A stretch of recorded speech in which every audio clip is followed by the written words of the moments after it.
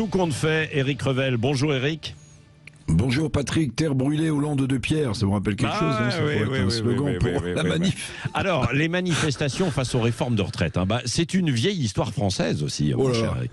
Oui, très vieille histoire. Jamais une réforme des retraites dans notre pays ne s'est faite sans mobilisation de la rue, sauf peut-être celle d'Édouard Balladur en 93, qui passa le nombre d'annuités de 37,5 à 40 ans de cotisation. Elle passa au cœur de l'été 93, ont quasiment inaperçu celle-là.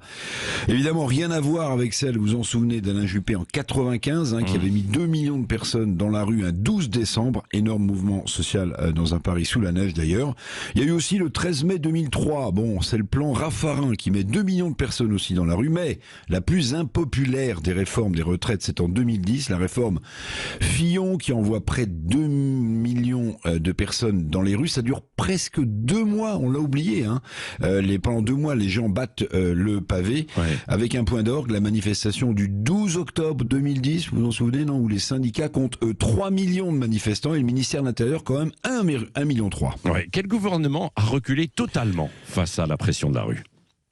Il y en a un seul qui a totalement reculé, c'est Alain Juppé, Premier ministre, sous la pression de Jacques Chirac, président de la République. La réforme Juppé, à ce moment-là, est abandonnée en race campagne. C'est une vraie victoire pour les syndicats. En 2003, Raffarin parvient à faire passer le nombre d'annuités de 40 à 41. Vous voyez, on se rapproche de l'actualité d'aujourd'hui. Et en 2010, Fillon et Sarkozy tiennent bon, malgré l'énorme mobilisation sociale.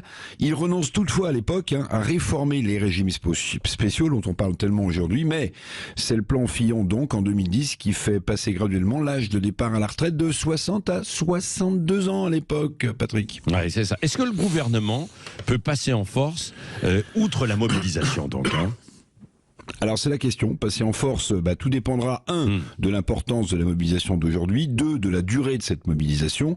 En 2010, malgré plusieurs semaines de forte contestation sociale, Fillon n'avait pas fléchi, en tout cas sur le passage des 60 à 62 ans. Alors en 2023, Elisabeth Borne résistera-t-elle, tentera-t-elle le moment venu à nouveau 49-3, un vote grâce aux voix des LR à l'Assemblée nationale.